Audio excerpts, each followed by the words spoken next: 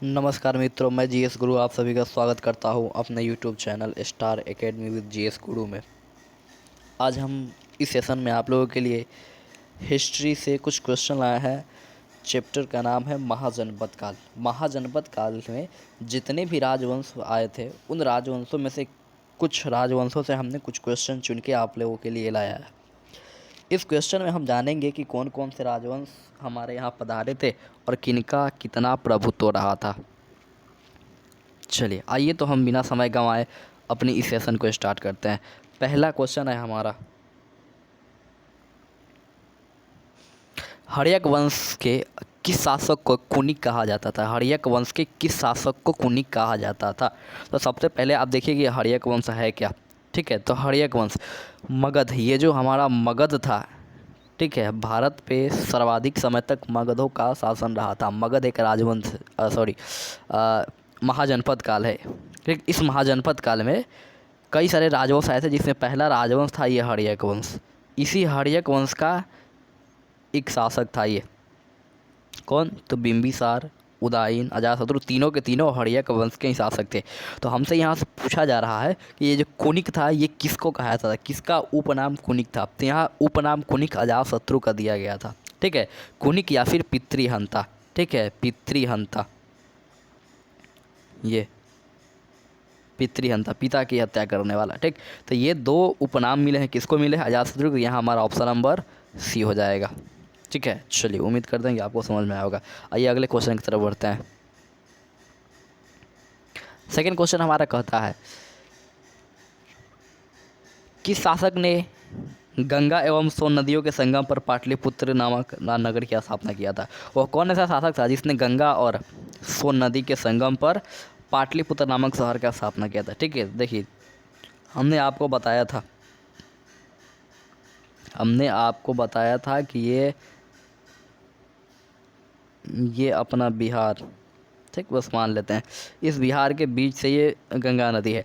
इसी गंगा नदी में, ठीक, दो नदियों के संगम पर, एक गंगा हो गया और दूसरा सोन नदी। ठीक है, एक गंगा और दूसरा सोन नदी, तो इसके संगम पर ही, ठीक है, यहाँ पर पाटलिपुत्र नामक शहर की स्थापना करता है सबसे पहले कौन? तो सबसे पहले ये उदयन करता है। ठीक है, उदयन जो है यही करता है सबसे पहले। किसकी स्थापना? तो पटना की स्थापना। तो यहाँ से पूछे जाते हैं कि पटना की स्थापना निम्नलिखित में से किस शासक के द्वारा किया गया था? तो उदयन। उदयन किस वंश से संबंधित था? तो हर्यक वंश से संबंधित था। ठीक है, उदयन जो था किसका पुत्र था? तो ये अजातशत्रु का पुत्र था। ठीक है, देखिए हर्यक वंश के संस्थापक रूप में जाना जाता है बिंबिसार को। ठीक है, बिंबिसार हर्यक वंश के संस्थापक था, लेकिन ये बिंबिसार, इस बिंबिसार की हत्या करके अजातशत्रु आया। ठीक, अजातशत्रु अपने पिता की हत्या करके गद्दी छीना। अब इस अजातशत्रु की हत्या करके उदयन गद्दी छीन लिया। ठीक है, इसके जो अंतिम पुत्र, उदयन के जो पुत्र थे उसका नाम था नागदशक। नागदशक ने अपने पिता उदयन की हत्या नहीं की, बिना हत्या किए हैं उदयन उसको गद्दी सौंप दिया। ठीक, चलिए तो यहाँ से काफ़ी सारे क्वेश्चन आपके क्लियर होंगे। आइए हम नेक्स्ट क्वेश्चन की तरफ बढ़ते हैं। अगला क्वेश्चन है हमारा, 323 ईसा पूर्व में सिकंदर महान, ठीक, सिकंदर महान, 323 ईसा पूर्व में सिकंदर महान की मृत्यु हुई थी। ठीक है, इसकी मृत्यु कहाँ पर हो गया था? ठीक, सिकंदर, आप सब लोग जानते हैं सिकंदर कौन था। ठीक है, सिकंदर भारत आया था। कब आया था? 326 ईसा पूर्व में। ठीक, 326 ईसा पूर्व में सिकंदर भारत, जब सिकंदर भारत आया था तो उस समय मगध पर जो शासन कर रहा था वो धनानंद कर रहा था। और धनानंद एक बहुत ही क्रूर शासक था। इस क्रूर शासक के शासन से पूरे मगधवासी परेशान हो चुके थे। तभी चाणक्य को जब पता चला कि सिकंदर भारत की तरफ बढ़ रहा है, तो चाणक्य जाके धनानंद को मना करने चाहे। ठीक, इसको ये इस बात से अवगत कराना चाहे। ठीक है, इन्होंने बताया कि महाराज सिकंदर आ रहा है, आप इन सारी सुख सुविधाओं को छोड़ के सिकंदर को रोकने का प्रयत्न करें। अगर आप नहीं रोकते हैं तो भैया हमारा जो भारतवर्ष है ये समाप्ति की ओर चला जाएगा। लेकिन धनानंद ने चाणक्य की बेइज्जती करके अपने महल से वापस भगा दिया। तभी चाणक्य ने प्रतिज्ञा ले लिया कि जब तक हम धनानंद के साम्राज्य को उखाड़ नहीं फेंकेंगे, इस साम्राज्य पे एक योग्य व्यक्ति को नहीं स्थापित कर देंगे, तब तक हम अपनी वो चोटी नहीं बांधेंगे, शिखा नहीं बांधेंगे। तो इस प्रकार से इन्होंने कुछ प्रण ले लिया और वहाँ से चले आए, ठीक। और सिकंदर को भगा दिया भारत से। चाणक्य अपने शिष्य चंद्रगुप्त की सहायता से इसको सिकंदर को भारत से बाहर निकाल फेंकते हैं, ठीक। तो हमसे ये पूछा जा रहा है कि सिकंदर की मृत्यु हुआ कैसे था, ठीक है, मतलब कब हुआ था, यहाँ सॉरी कहाँ पूछा जा रहा है, जगह। तो ये जगह कहाँ हुआ था, तो ये बेबीलोन याद रखेंगे, ठीक है। बेबीलोन जब वापस लौट रहा था तो बेबीलोन में जाते समय मृत्यु। कहा जाता है कि जब सिकंदर भारत था ना, तो चाणक्य ने एक हल्का सा उसको विष दे दिया था। उसी विष का असर धीरे धीरे धीरे धीरे बढ़ते जा रहा था, और जब वो बेबीलोन में पहुँचा तो वहाँ इसी विष के कारण मृत्यु हो गया। लेकिन जब बेबीलोन में पहुंचा था तो बेबीलोन में जाने के बाद उसको एक युद्ध भी लड़ना पड़ा था, ठीक। तो ऐसा भी कहा जाता है कि उस युद्ध में घायल होने के बाद सिकंदर मारा गया था, ठीक। चलिए आइए हम लोग आगे चलते हैं अगले क्वेश्चन में। अगला क्वेश्चन है हमारा, नंदवंश का संस्थापक कौन था। नंदवंश का संस्थापक कौन था, तो याद कीजिए अभी हमने आपको बताया कि ये जो नंदवंश है, ये नंदवंश,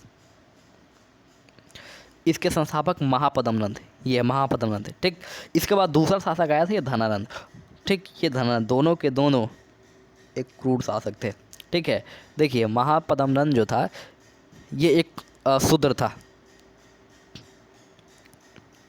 अगर आपसे पूछा जाए कि कौन ऐसे राजवंश थे इतिहास में जो शूद्र थे, तो ये नंदवंश हो गया, ठीक है। नंदवंश एक शूद्र राजवंश था जो शासन किया था, ठीक है।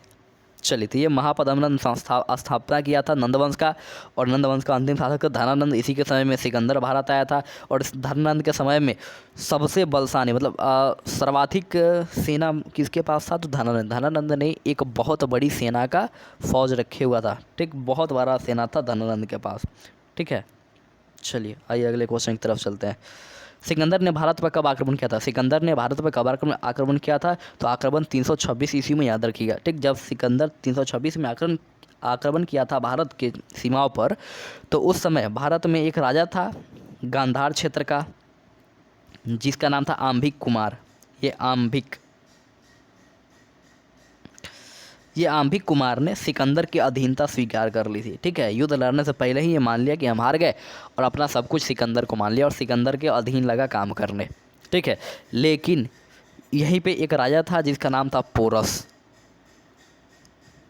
इस राजा पोरस से सिकंदर की युद्ध होता है, और काफ़ी भयंकर युद्ध होता है, ठीक। जिस युद्ध में सिकंदर जो है जीत तो जाता है, राजा पोरस हार तो जाता है, लेकिन फिर भी सिकंदर राजा पोरस की बहादुरी देख के उसके क्षेत्र को उसे वापस सौंप देता है। और सिकंदर की जो पत्नी थी, जिसका नाम रुखसाना या फिर रेक्सोना था, रुखसाना या रेक्सोना, इसने पोरस के कलाई पे राखी बांधी थी, ठीक है। इसको अपना भाई मानती थी वो, इसके बहादुरी को देख, ठीक। लेकिन वही आंभिक कुमार जो था, ये डर के सिकंदर की अधीनता स्वीकार कर लेता है, ठीक। तो यहाँ से हमसे पूछा जा रहा है कि सिकंदर ने भारत पर कब आक्रमण किया था। 326, ऑप्शन नंबर ए सही हो जाएगा इसका, ठीक। चलिए आइए अगले क्वेश्चन की तरफ। निम्नलिखित में से कौन सा राजा सिकंदर, निम्नलिखित में से कौन सा निम्नलिखित में से मगध का कौन सा राजा सिकंदर महान के समकालीन था, ठीक है। देखिए यहाँ से पूछा जा रहा है कि एक ऐसे आपको राजा का नाम बताना है जो सिकंदर के समकालीन था, ठीक है। ये धनानंद नहीं था, ठीक, सॉरी महापद्म नंद नहीं था। ये जो धनानंद है ये समकालीन था, क्योंकि इसी के समय में सिकंदर आए थे, ठीक। तो यहाँ से ऑप्शन नंबर बी हो जाएगा, ठीक। अभी हमने आपको बता दिया कि धनानंद कौन था, इसका क्या कंडीशन था। चलिए अगला क्वेश्चन देखिए, 7वां क्वेश्चन। मगध के राजा अजातशत्रु का किस गणराज्य के साथ युद्ध हो रहा था, ठीक है।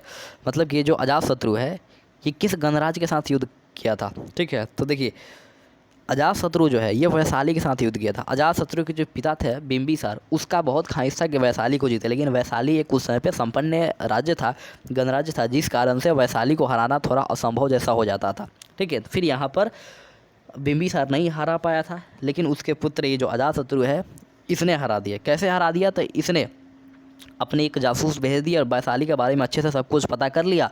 फिर इसने 2 अलग अलग हथियार यूज करके वैशाली को हरा दिया, ठीक। एक हथियार ये महाशिला अभिकंटक और एक रथ मूसल, ठीक है। महाशिलाकंटक और रथमुसल ये 2 हथियार अजातशत्रु इस्तेमाल करके, नया नया हथियार इस्तेमाल करके वज्जी यानी वैशाली को हरा दिया था। ठीक है, चलिए उम्मीद करते हैं आपको समझ में आया होगा। तो यहाँ से ऑप्शन नंबर ए इसका बिल्कुल सही हो जाएगा। अगला क्वेश्चन देखिए, नंद वंश का अंतिम सम्राट कौन था? तो धनानंद। नंद वंश का अंतिम सम्राट कौन था? धनानंद। ठीक है, संस्थापक कौन था? तो महापद्म नंद। अंतिम कौन था? तो धनानंद। ठीक है, चलिए आइए अगला क्वेश्चन की तरफ। मगध सम्राट बिंबिसार ने अपने राजवैद्य जीवक को किस राज्य के राजा की चिकित्सा के लिए भेजा था? ठीक है, अब देखिए ये जीवक कौन है? तो जीवक एक राजवैद्य था, डॉक्टर था। कहाँ का? तो ये डॉक्टर था इसके किधर गया, बिंबिसार के दरबार का। ठीक है,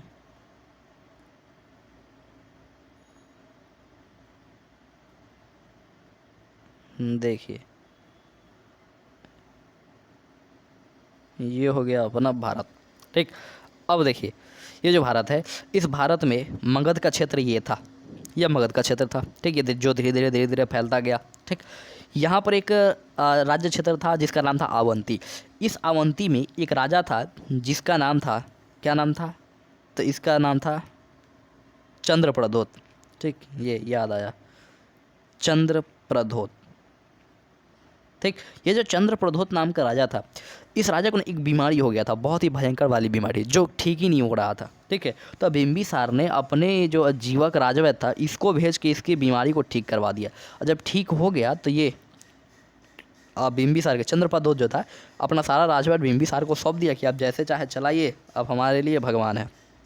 ठीक, तो ये चंद्रप्रद्योत था कहाँ का? तो ऑप्शन नंबर सी अवंती का था। ठीक, तो अगर आपसे पूछा जाए कि बिंबिसार ने अपने राजवैद्य जीवक को किस राज्य के राजा के चिकित्सा के लिए भेजा था, तो ये अवंती के राजा, और राजा का क्या नाम था? तो चंद्रप्रद्योत नाम था। ठीक, चलिए उम्मीद करते हैं आपको समझ में आया होगा। अगले क्वेश्चन की तरफ से देखते हैं। विश्व का पहला गणतंत्र वैशाली में किसके द्वारा स्थापित किया गया था?